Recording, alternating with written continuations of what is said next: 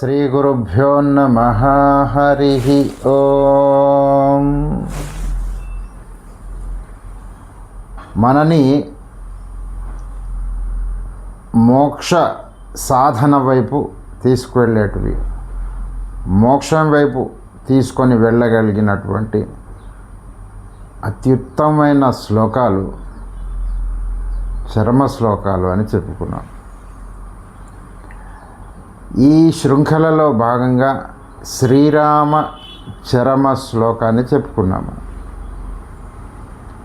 రెండవ భాగంగా సీతమ్మ మనకు అనుగ్రహించినటువంటి అత్యద్భుతమైనటువంటి శ్లోకం సీతాచరమ శ్లోకం.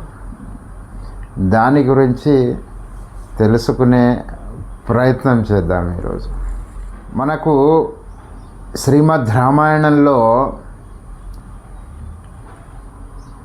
ఇది ఎక్కడ వస్తుందంటే యుద్ధకాండలోని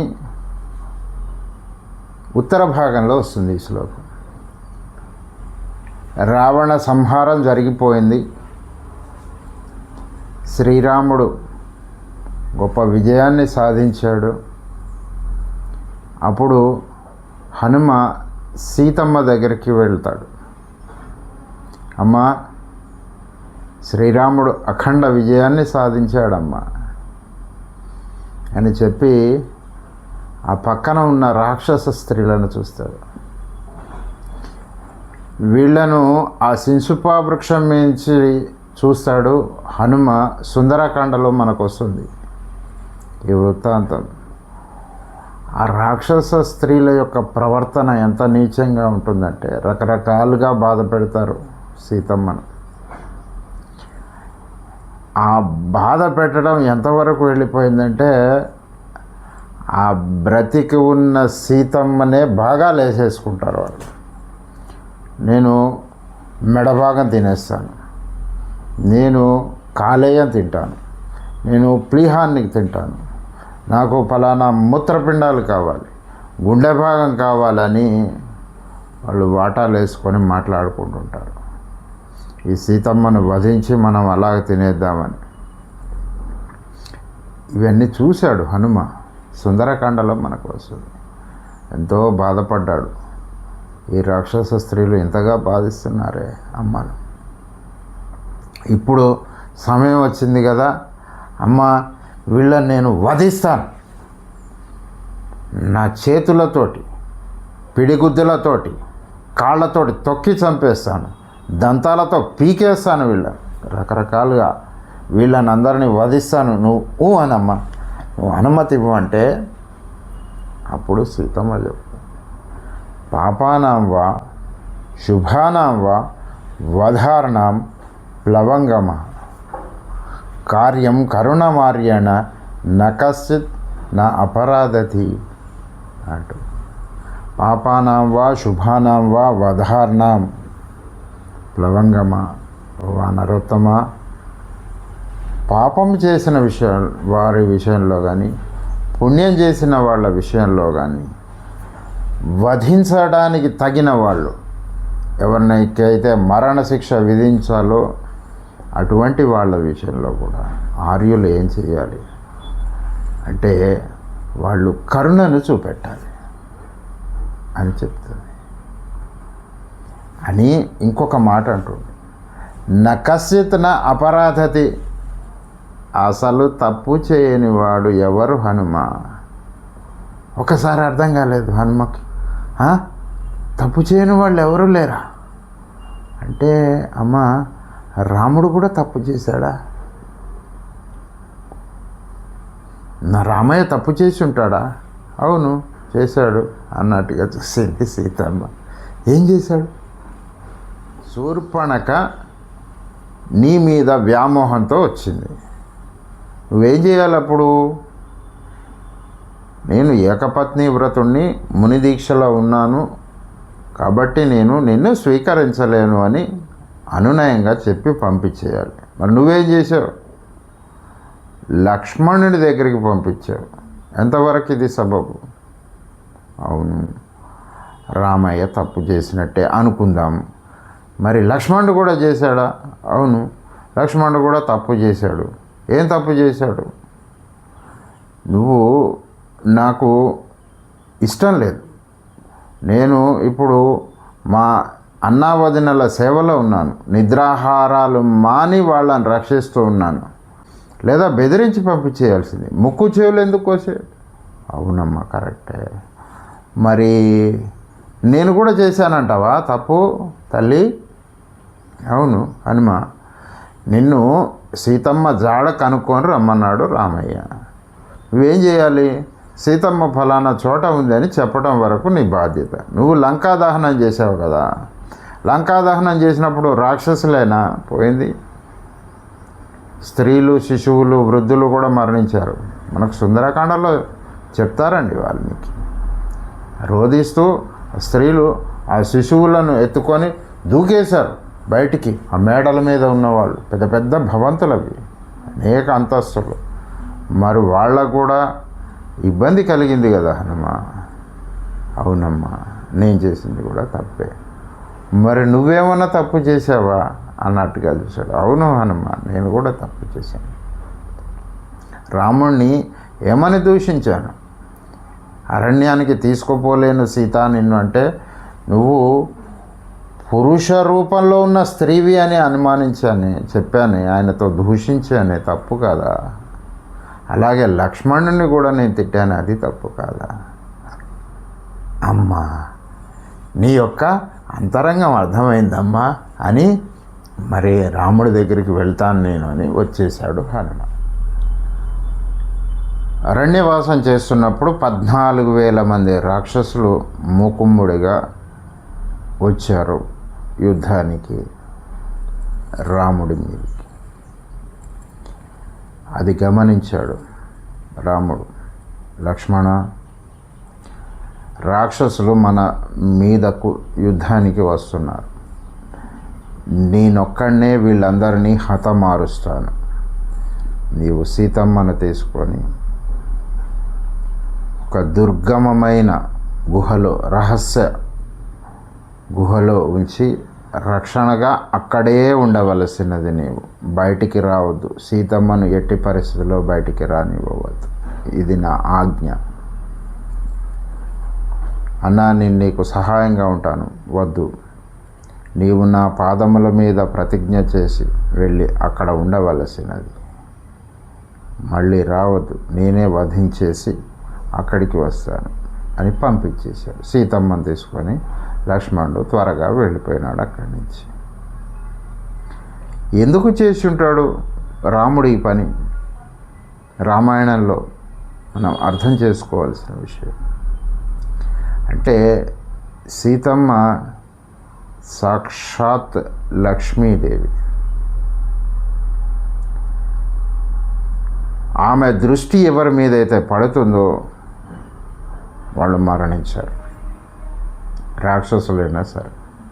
ఇది బాగా గమనించినవాడు శ్రీరాముడు, అందుకే పంపించేశాడు. లేకపోతే ఆ రోజు రాక్షస వధ అయి ఉండేది కాదు. ఇది శ్రీరాముని యొక్క విధానం, అలాగే చేశాడు. అలాగే కాకాసురుడు వచ్చినప్పుడు, కాకాసురుడు అమ్మవారిని హృదయం మీద గాయం చేసి వధించిన వాడిని కూడా క్షమించి 3 లోకాలు పరిక్రమణ చేసి ఎవరో రక్షించకపోతే ఆ బ్రహ్మాశ్రమ ధాటికి తట్టుకోలేక వచ్చి ఆ కాకాసురుడు, ఆ కాకి రాముడి పాదాల దగ్గర పడిపోయినాడు. ఎప్పుడైనా శరణాగతి చేయటం అలవాటు ఉంటాయి కదా, నమస్కారం ఎలా చేయాలో తెలిస్తే కదా. కాళ్ళు రాముడి వైపు, శిరస్సు పక్కకు పడిపోయింది. అప్పుడే సీతమ్మ ఏం చేసిందంటే, ఆ దుర్మార్గుడైన కాకాసురుని యొక్క తలను, ఆ కాకి యొక్క తలను రాముడి పాదాల వైపు తిప్పి, రామా, వీడు నీకు శరణాగతి చేశాడు, రక్షించవలసింది. అలాగా ఉంటుంది అమ్మవారి హృదయం. కాబట్టి అమ్మ ఏం చెప్పిందంటే, ఎవరైనా తప్పు చేసినప్పుడు వాళ్ళను ఆర్యులైన వాళ్ళు, విజ్ఞులైన వాళ్ళు, గొప్పవాళ్ళైన వాళ్ళు ఏం చేయాలంటే క్షమించాలి. ఒకసారి చూద్దాం, శ్రీకృష్ణ పరమాత్మ ఈ లక్ష్మీదేవిని ఎలాగా భావించి ఉంటాడు. మనకు భీష్మ స్తుతిలో వస్తుంది, భారత యుద్ధం అవుతున్నప్పుడు 3వ రోజు యుద్ధం హరివీర భయంకరంగా అవుతుంది. తాతగారి ప్రేమతోటి గొప్ప గొప్ప అస్త్రాలు శస్త్రాలు భీష్ముడి మీద వేయలేకపోతున్నాడు అర్జునుడు. భీష్ముడు ఆ శరాఘాతం అనేది కొనసాగిస్తున్నాడు. అర్జునుడి దగ్గర ప్రతిస్పందన లేకపోయే వరకు కృష్ణుడి మీద కూడా వేయటం మొదలుపెట్టాడు. చాలా వాడి అయిన బాణాలు వేస్తుంటే కృష్ణ పరమాత్మ ఒక్కసారి దూకేశాడు రథం నుంచి. ఆ యొక్క వర్ణన చెప్తారు భీష్మ పితామహులు. పోతన గారి వైదుష్యం, ఆ చమత్కారాన్ని అనుభవించాలి. ఆయన చెప్పే తత్వం మామూలుగా బోధపడదు. పైకి చూస్తే కథాభాగం నడిచిపోతుంటుంది. ఒక్కసారి ఈ యొక్క పద్యాన్ని అవధరించండి.